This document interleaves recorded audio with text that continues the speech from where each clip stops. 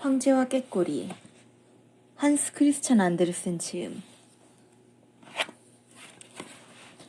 옛날 중국에 한 황제가 있었습니다.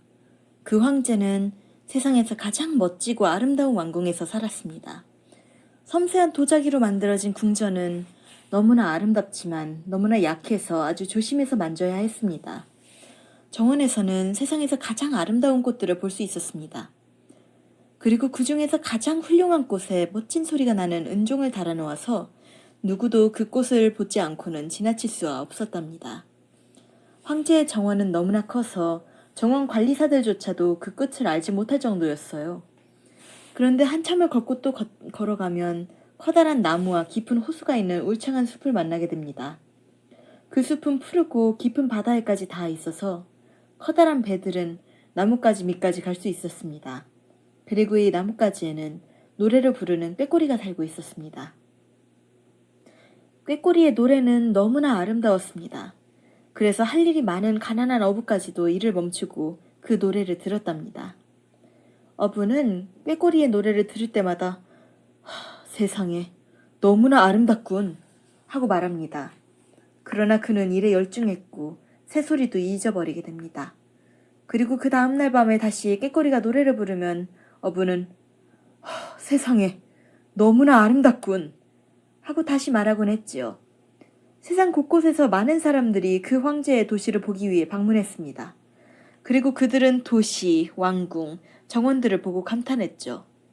관광객들은 돌아가서 왕궁에 관한 이야기를 하였고 학자들은 그 도시와 왕궁과 정원에 관한 수많은 책을 썼지요.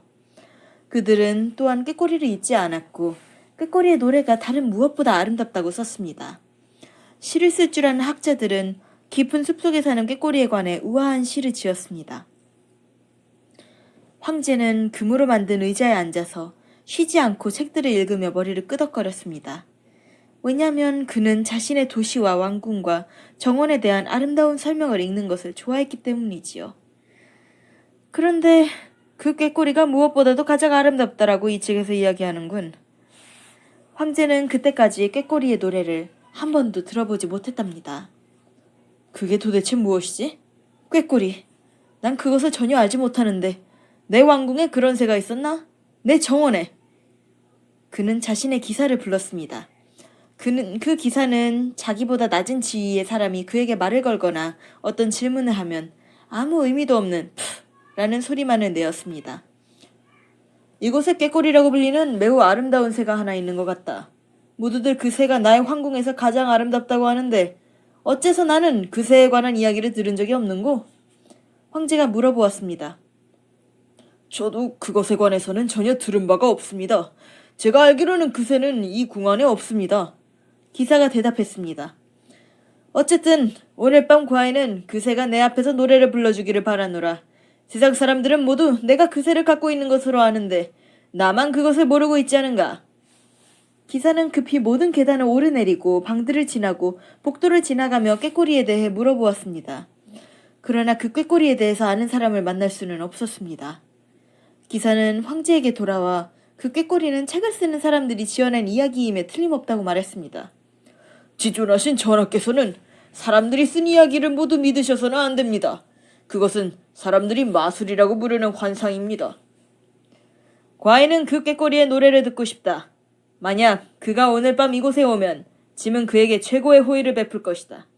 그러나 만약 그가 오지 않는다면 모든 궁궐 안의 사람들은 저녁 식사 후에 엉덩이에 곤장을 맞을 것이다. 징프!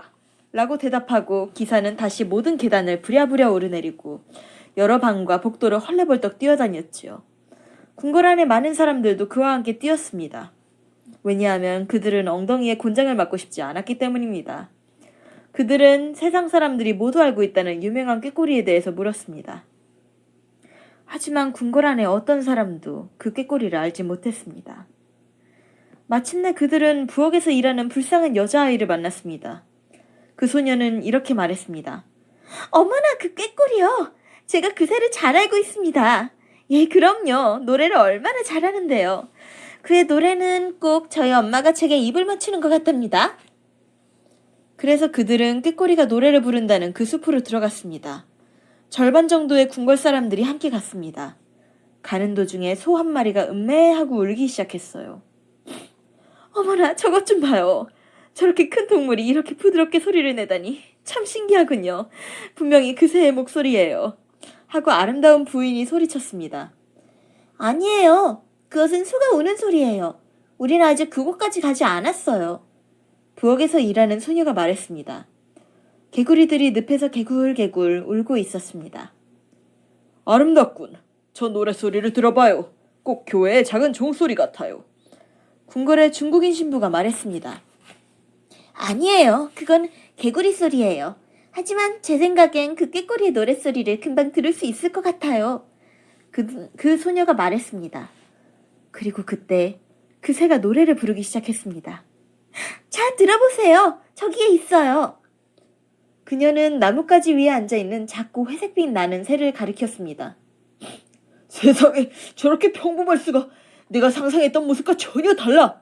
아마 사람들이 너무 많이 봐서 제 빛깔을 잃어버린 걸 거야. 기사가 말했습니다. 귀여운 꾀꼬리요.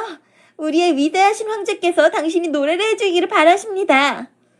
그 소녀는 기쁨에 넘쳐서 소리를 질렀습니다. 영광입니다. 라고 말하고 꾀꼬리는 기쁨에 넘쳐서 노래를 불렀습니다. 마치 유리종과 같군. 하고 기사가 말했습니다. 아름다운 꾀꼬리요. 난 오늘 밤 우리의 궁궐에서 그대의 아름다운 노래로 훌륭하신 전하를 황홀하게 해줄 수 있는 잔치를 열고 싶네. 그건 크나큰 기쁨이고 영광일 것이네. 푸른 나무가 그 잔치에 가장 잘 어울리겠군요. 라고 꾀꼬리가 말했습니다. 그리고 그는 그 잔치에 갈 것을 승낙했습니다. 사람들은 궁궐 안을 아주 깨끗이 청소했습니다. 도자기로 만들어진 벽들과 바닥들은 수많은 전등에서 뿜어져 나오는 불빛처럼 빛났습니다. 가장 아름다운 꽃들, 맑은 소리가 나는 종들을 복도에 달아놓았습니다. 황제께서 앉아 계시는 큰 방의 중앙에는 꾀꼬리가 앉을 횃대를 금으로 만들어 놓았습니다. 그날 밤 궁 안의 모든 사람들이 그 방에 모였습니다. 부엌에서 일을 도와주는 그 소녀도 오늘은 문 뒤에 있어도 된다는 허락을 받았습니다. 드디어 꾀꼬리가 횃대에 내려앉았습니다. 꾀꼬리의 노랫소리에 황제는 눈물을 흘렸고 그 눈물이 뺨을 타고 내려갔습니다.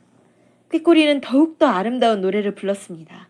그의 노래는 사람들을 감동시켰습니다. 황제는 그를 칭찬하고 금으로 만든 목걸이를 주려고 했습니다. 그러나 꾀꼬리는 이미 충분한 보상을 받았다고 말했습니다. 저는 전하의 눈에 있는 눈물을 보았습니다. 그것은 제게 가장 소중한 선물입니다. 황제의 눈물은 가장 아름다운 힘입니다. 저는 충분히 보상을 받았습니다. 정말입니다. 그리고 그는 다시 한번 맑은 목소리로 노래를 불렀죠. 어머나, 정말이지. 가장 멋지고 우아한 애교야. 이곳저곳에서 부인들이 말했습니다. 꾀꼬리는 그때부터 궁궐에 머무르게 되었습니다. 그는 3장을 가졌고 낮에는 2번 그리고 밤에는 1번 밖으로 나갈 수 있는 자유도 얻었습니다. 그의 발목에는 실크로 된 줄이 12개나 묶여 있었고 12명의 하인들이 그 줄을 잡고 있었습니다. 물론 이렇게 하는 산책이 좋을 리는 없겠죠. 나라 안의 모든 사람들이 그 훌륭한 새에 대해 이야기하였습니다. 2 사람이 만나서 그 중에 한 사람이 그 꾀라는 말만 하면 다른 사람이 꼬리! 라고 대답할 정도였어요. 어떤 돼지고기 장수는 이 11명의 아이들에게 새와 같은 이름을 지어주었답니다. 하지만 누구도 노래를 썩 잘 부르는 것 같지는 않았습니다. 어느 날 꾀꼬리라고 쓰여진 커다란 상자가 황제께 도착하였습니다. 우리의 유명한 새를 이야기한 새 책이 왔나 보군 하고 황제가 말했습니다. 그러나 그것은 책이 아니었습니다. 상자 속에 놓여있는 기계였습니다. 자동 꾀꼬리 기계였죠. 그 기계 꾀꼬리는 다이아몬드, 루비, 사파이어로 장식되어 있었습니다. 스위치를 누르자 그 기계새는 노래를 부르기 시작했고 꼬리가 올라갔다 내려갔다 하였습니다. 그 기계는 은과 금으로 빛났고 목에는 일본 황제의 꾀꼬리는 중국 황제의 꾀꼬리에 비하면 보잘것없습니다. 라고 적혀있는 리본을 메고 있었죠. 정말 멋지군! 하고 모든 사람들이 말했습니다. 그럼 이제부턴 2새가 함께 노래를 부르면 되겠군. 얼마나 근사한 이중창이 될까? 그 후 2새는 함께 노래를 불렀습니다. 그러나 성공적이지는 않았습니다. 왜냐하면 진짜 꾀꼬리는 자기 방식대로 노래를 했지만 기계 꾀꼬리는 왈츠에 맞추어 노래를 했기 때문입니다. 이것은 그의 잘못이 아닙니다. 그는 매우 정확하게 노래를 부릅니다. 우리 악단에 딱 맞습니다. 궁전 악장이 말했습니다. 그래서 기계새는 혼자서 노래를 부르게 되었답니다. 그는 진짜 새만큼 커다란 성공을 거두었죠. 그리고 그는 보기에도 더없이 아름다웠습니다. 멋진 보석 팔찌나 브로치처럼 반짝였답니다. 그는 같은 곡을 33번이나 불러도 피곤해하지 않았고 사람들은 기꺼이 그 노래를 들었습니다. 그러나 황제는 진짜 꾀꼬리가 노래를 더 잘한다고 생각했습니다. 그런데 그는 어디로 갔을까요? 아무도 그가 푸른 숲을 향해 열려진 창문을 넘어서 날아가는 것을 보지 못했습니다. 어떻게 된 일인가? 하고 황제가 말했습니다. 그러나 궁궐 안의 모든 사람들은 진짜 꾀꼬리를 찾지 않았습니다. 이제 우리에겐 최고의 새가 있습니다. 그들은 말했습니다. 그리고 그 기계새는 다시 노래를 하기 시작했습니다. 사람들은 같은 곡을 34번이나 들었지만 여전히 노래를 완전하게 알지 못했습니다. 왜냐하면 노래가 아주 어려웠기 때문입니다. 궁정 악장은 기계새를 입에 침이 마르도록 칭찬했습니다. 그는 수많은 보석으로 장식된 기계새의 겉모습뿐만 아니라 노래도 진짜 꾀꼬리보다 훌륭하다고 확신하고 있었습니다. 전하는 알고 계십니까? 진짜 꾀꼬리는 따라 불러야 할 노래가 무엇인지 알 수가 없습니다. 하지만 기계새에는 모든 것이 정해져 있기 때문에 따라 부를 수 있습니다. 그 노래는 정해진 대로 나오지 다르게 나오지 않으니까요. 전하, 우리는 그것을 이해합니다. 왈츠가 어떻게 불려지고 어떻게 연결되는지. 그런데 백성들은... 궁정악장은 다음 일요일에 모든 백성들에게 이 새를 보여주는 것을 허락받았습니다. 백성들도 또한 이 새의 노래를 듣게 될 것이다. 라고 황제가 말했습니다. 그리고 그들이 그 노래를 듣고 만족해한다면 난 차를 마시면서 느끼는 것과 같은 기쁨을 갖게 될 것이다. 이제 사람들은 차를 마시려고 손가락을 들었고 기쁨에 젖어 고개를 끄덕였습니다.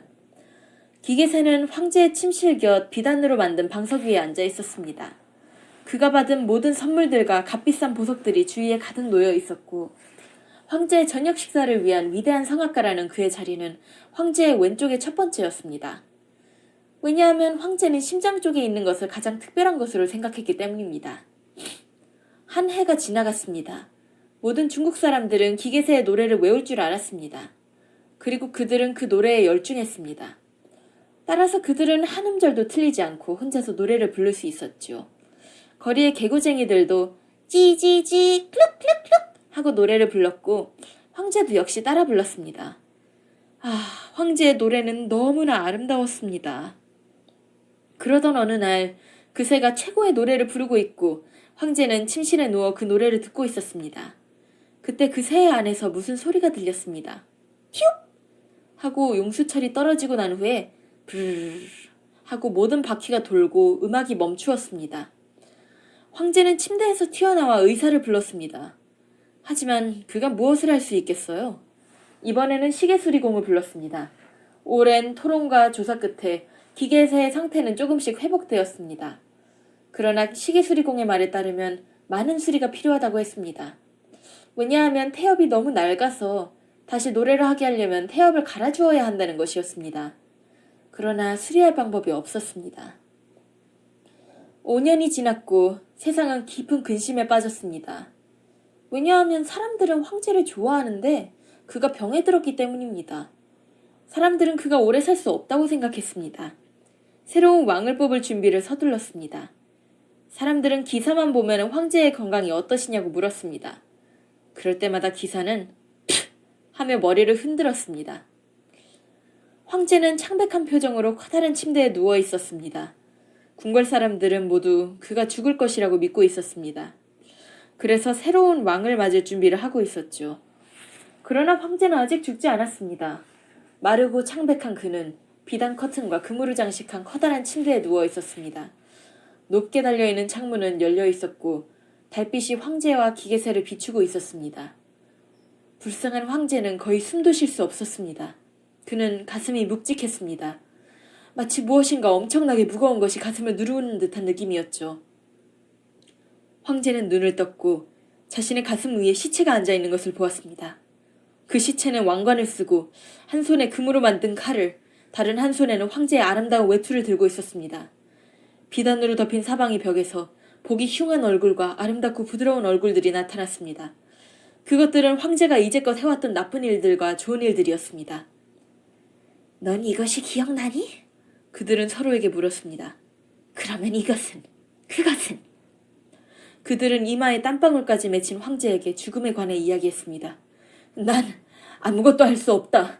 황제는 말했습니다. 음악! 중국의 위대한 음악을! 하고 소리쳤습니다.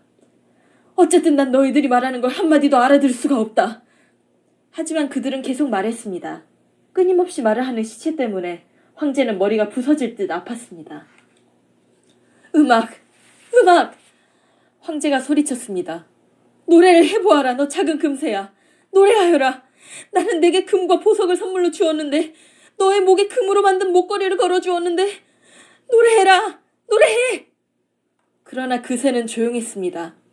누군가가 스위치를 켜지 않으면 그 새는 노래할 수 없었습니다.